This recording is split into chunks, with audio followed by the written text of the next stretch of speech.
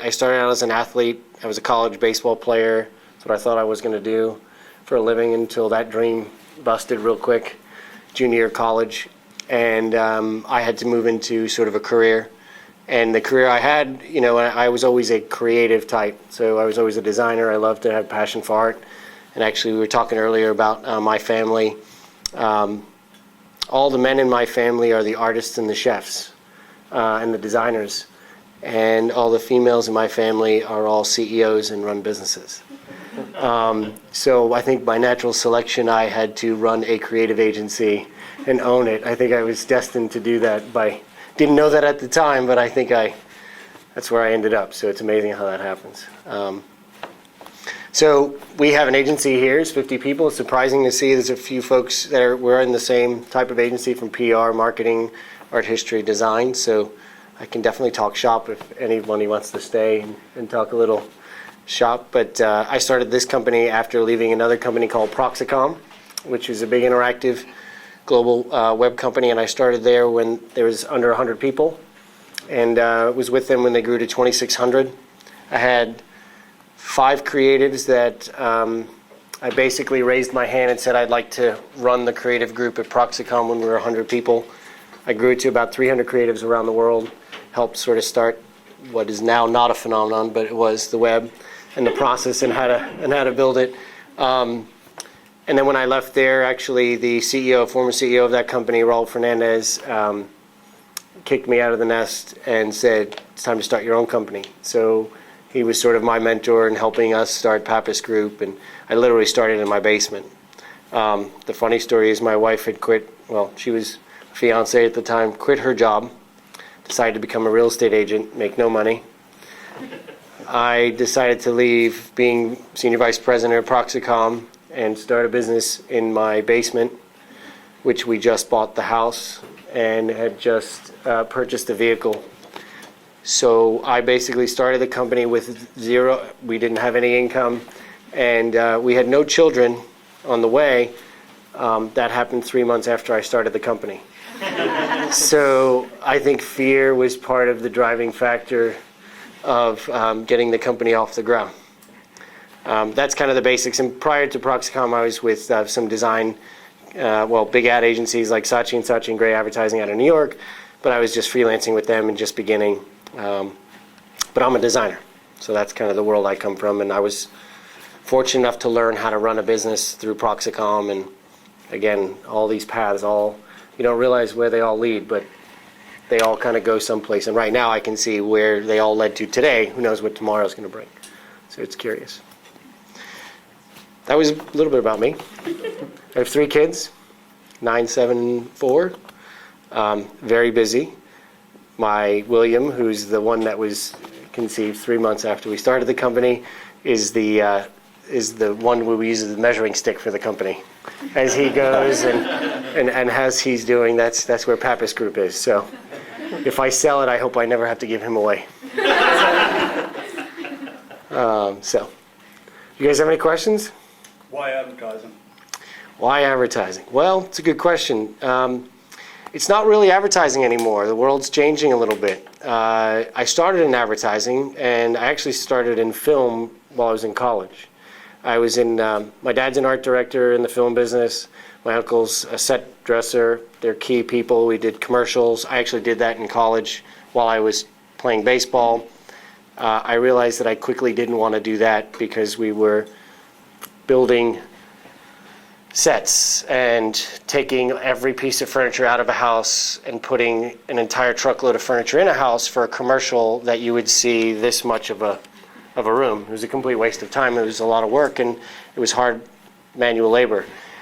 As I was looking at the people watching the televisions and sitting on the chairs, they quickly said that was the client. I then said, who's the client? They said, that's the advertising agency. I said, I want to be over there. I don't want to be here. That started more of the creative vibe, but my family, I've always been creative by nature, just never put 2 and 2 together. And then graphic design was a big trend for when I was in college as an up-and-coming profession, but it was about, this is going to date myself, computers were a big component of graphic design as sort of a leading edge, sort of thought process. It wasn't even web or any of that. It was just more of how you can create art digitally. So that sort of attracted me. And I've always been sort of willing to take those risks. I like to be way out on the edge. And that's how it all basically started. Okay. Yeah. So what is the edge right now? Ask Val. Val, who works here with us. We're constantly changing. The edge right now is basically everybody in this room is in control, and brands are no longer in control. People are in control. And you can see that happening all over the world through social media and a variety of others. And businesses and companies are terrified. Startups are a way of living right now. People are not afraid to take those risks. And the edge is really about how do you communicate with everybody in this room on your terms. The old way of thinking about how we did advertising, marketing, design, any of that stuff was you had a great message and you said this was the greatest thing since sliced bread, and you sent it out to everybody. Now you all look at that and you all laugh because it's not true. You want to associate with something that's more relevant to you and something that you like, and you can. So people are in control, and so the edge is how are you able to manage communications, messaging, getting your startup out to all of these people and get them to want to be loyal to you and your company and your brand. That's a very far edge because nobody's figured it out right now. Technology is exponentially going through the roof. I mean, it's one of our clients is the National Telecom and Cable Association, NCTA. And if you don't know who that is, you can look up Michael Powell. They are the broadband providers. Basically, if you've all seen Game of Thrones on HBO and Mad Men and all these cable content, all this stuff that you watch, well, you can get it on the web. But what the thing you don't know is that cable is the one that made those shows come to happen. They're not just the little cable that you watch. They're broadband, their connection. It's basically how you digest all of your stuff today. They're trying to figure out how do they get to people like yourselves so that you care about that. As opposed to them just saying, we're on top of the hill, we're national. They're on their own heels. So the edge is trying to understand you people and understand behaviors and understanding how people work. That's changing tremendously. It's changing business. Yeah. Does search engine optimization still play a role? Yeah, not as much. Because Google is a little, they're changing things up all the time. So I was going to say something bad about Google, but I won't. No, Google made a lot of money through SEO and they've got everybody to get into the model of searching for stuff. But now people are able to find information not just with Google, and people are starting to realize that there's 20 people on a list in the first page. There's a lot more content out there. Now people are looking for credible content. And it's really hard for them to do that. So SEO is actually, it was a ploy over the last couple of years because people were just writing content and making it repetitive and not really valuable. And people like yourselves, users, customers, were saying, I'm not going to go to the site, it's irrelevant. And so if you follow Google to make money, you're losing your customers and you're losing your loyalty, and so Google had to change. And now it's, you rank on your search engine by how good are you at social, how people like your content or not. Again, it goes back to people. People are in control as opposed to technology, and that's the edge. I know it's a pretty broad concept, but if you can figure out how people work, you win today. So stay in control. Keep changing it. Yeah, back to your film, besides something with commercials, what did you want to try to do in film? Well, I wanted to be a director. Didn't want to be the cameraman. Yeah, me neither.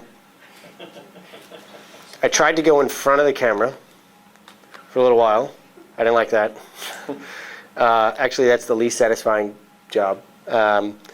And being the director or being somebody who created the concept was a lot more rewarding. So whether you're the physical director, and a director actually doesn't have as much control as it sounds. If you're Spielberg and those guys, well, of course you do, but you're the producer, you're the person who's in control. And they made it because they made great films, but most of the directors are not in that level of control. If you're the creator of the story, you actually drive the concept even more, and the director really is the art director for all intents and purposes for your movie. So I just like the idea of creating. Making something is pretty rewarding. It's the hard part is coming up with a concept and having enough patience to see it all the way through. And when you're making something in film, it could get immediate satisfaction by seeing it on the camera, but you never get the ultimate satisfaction until it's finally edited. So patience is the challenge in that. Yeah, definitely. Yeah. You mentioned before, like, kind of the edge is understanding people. What degree do you think, or how much of a role do you think it plays when you kind of have companies that kind of tell people this is what you need to think? I'll give the example of like music. Mhm. You know, if you look at the music industry and record companies in the late '80s, they basically fired all the people that knew anything about music, and they hired MBAs. Mhm. And then you look at like how music is made today, and it's basically that same formula. And you've got these like cookie cutter pop stars that really don't sway one person from one person to the next. Mhm. You know, whether it's like Britney Spears or the next Yep. Shakira or whatever. You know, people are like, they hear it on the radio, which is also very controlled, and they're like, this is it, this is amazing. Mhm. No, it isn't. This is cookie cutter stuff. Do you think that applies to businesses too? Absolutely. If it's not genuine and authentic, people don't believe it. It's pretty clear. The one company who's doing it really well, or did it well when somebody was alive, were these guys. But it's because he controlled everything. So if you actually look at his model, everybody looks at it and goes, that's so counterintuitive to everything. Yeah. If you actually look at our business and you go, does Apple actually advertise and market? Technically, they don't. They just do a few TV spots that sort of get you excited about it. But if you look at all their ads, all they do is tout that you want this because this is actually great. And the reason why this is great is because they actually listened to what people wanted, which was simplicity and not chaos. So again, people were in control. His whole model, it's one of the questions I got asked is, what book would you read? I would read his book. Not read his book because of him alone, but just actually sort of get behind what Steve Jobs was thinking. And he was a control freak for all intents and purposes. But what his goal was to try to be as genuine and as real as anybody wanted, to the point of marketing and advertising, like you're broadcasting a message and companies saying, you should do this, you should do this. He said, no, you don't have to do any of that. What I want to be simple and clean and simple and whatever. And he just made it happen. And so he changed processes to make devices. He built his own factory. Businesses are starting to realize that they can't just make a product and say it's great, because it doesn't work anymore. And the pendulum as well with the web, first generation of the web was all this phenomenon of, oh my God, we've got technology, it's fantastic, I can start to look stuff up. So it went to this whole technology side. But then it went creative and said, well, now I go to a web page, what am I going to do there? So people were trying to generate something on the site and it went completely awry. You had different looking sites, you had navigation, it was never with the customer's mind, it was always, we just have to put stuff out there. Now it's kind of coming back and saying, is the web really relevant, or is it just access to content that you want, and it's actually, instead of you going to search for it, it's coming to you because it understands who you are.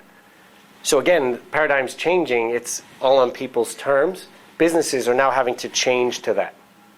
They were originally built by, well, I do marketing and advertising.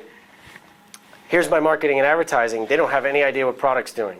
Now, product and the marketing group have to work together to give you something. Otherwise, people go, I'm not buying it. So the all organizations are rapidly changing, and no longer can they say what you were just saying about music and this is the way to do it and hire MBAs. Everybody's on their heels. They don't know actually how to do it. The other thing is technology has sped up the reality of concepts. So if it takes you more than 3 months to get something out there, you're done. Right. It used to be 8 months. It's 3 months. I'm afraid to see it go to a day. I mean, but we in our organization, as Val, I've changed the entire process of this company over the last year because the agencies have to adapt to be able to create in order to create for our clients in a certain way, because the old way of doing it doesn't work. So you're going to see lots of innovation and change occur within companies, and it is about this more holistic view of what's the end result we're trying to get. We'll build to that, as opposed to somebody saying, nope, this is what we have, so let's just build this and get it out there. Does that make sense? Yeah. I mean, that's what I'm seeing in companies as well. Lots of companies. Presidents are struggling. As you're saying, like, people are in control. What role or does perception management still play a role with the everyday consumer and people, or within overall marketing? I think perception management is real. It's a real concept. It's never going to go away. It just depends on what perception you're trying to change. If it's reputation management, I think that's always going to be there because you're always going to have to defend somebody. But if the perception is meant to alter the actual product itself, that'll probably go away, or will looked on in a very negative way. So everybody in this room is really the judge and jury. And if you're trying to spin something in the PR world and you're trying to change that perception, if you're caught, Netflix, and I want to change it, people will let it happen. That's where technology has come. You've got the whole turmoil in the Middle East and how that uprising begins. And I mean, technology just makes you true today. Will that continue? I don't know. It could sway in a completely, different. If you're in control, and if people continue to be in control, and again, you use that power in the wrong way, who knows where that can go, but it could be looked at negatively. So reputation, I think, is a way to look at it as opposed to persuasion. So how important is market research then to the Pappas Group? Pretty big. We have what we call planners, and in every project, experienced planners, what they do is go out there and figure out who the target is.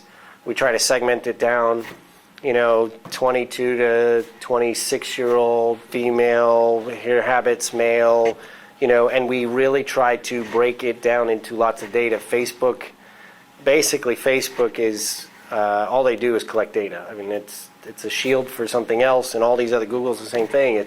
Data is king right now, so the more we know about people's habits, the more we can target, pinpoint, save money. So like the idea of doing a $5 million ad campaign where you spend $5 million, you go plaster it around the world, you do TV spots, is kind of over because nobody's willing to spend that kind of money on something that they can't actually track. But if I can run a $10,000 or $50,000 Facebook campaign and I can put out 6 different messages, and I know that of the 6 messages for $50,000, I can get 50 people to click on my ad, that's a much better return than this $5 million. This $5 million, by the way, takes me 8 months to do. This Facebook one takes me 4 weeks.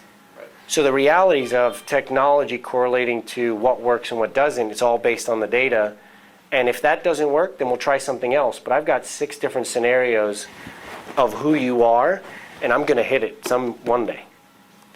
The challenge that everybody's facing right now is that it was very mechanical before. It was just a line, and they said, buy this because you fit this role and you're 25 to 35 male and you like X. Now it's, how do I make it creative enough that you want to click on it because you're not fooled by the ads anymore. Actually, people don't like ads. So now we create content for people to actually click on and share.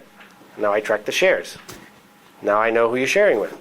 And now we know if the shares are really great and who they were and when and what time and day. And so now we've gotten all different types of, information. So the creative industry is evolving. It's based on data and creative, and it's like left brain, right brain mashing in the room. It's pretty wild. It's scary. I have 2 questions. Yeah. First of all, do you do all your marketing research in-house? No. We use third-party companies as well as we have our police. We mostly do secondary in here. Okay. Primary is for, depending on where it is, whether it's global, whether it's certain demo. And my second question was, how effective do you actually think Facebook advertising is? It's a thing that comes up a lot in marketing classes. And I was just wondering what you're thinking. Yeah, so I teach a class at Georgetown. It's called Digital Media Management. And the first question that everybody asks me is, so should I be using Facebook or should I be using Instagram or whatever? And the reality is that every brand should do whatever they are trying to do. For instance, you have to generate some level of engagement with each of you. How many people are on Facebook? Billy, Okay. and it- No, in this room. uh, Numbers can be fooled, by the way. You've got persuasion right there. So how many people? Raise your hand on Facebook. Okay, how many see it, go to it every day? Okay, so not as many. So how many people are on LinkedIn? Okay, what's the difference between LinkedIn and Facebook? One's more specific than the other. So one's about business and one's social. How many people are on Instagram? Okay, how many people tweet? Okay, so I got different hands depending on what it is. So if I'm going to send one message out, what do I use? everything. You got to use it all. You got to use it all depending on what I'm trying to do. Whatever response I'm trying to solicit from you. If I just want you talking about us, I'm going to tweet it. And I might Facebook drop it because I want it socially, thrown rather than business oriented. So Facebook advertising works for certain things.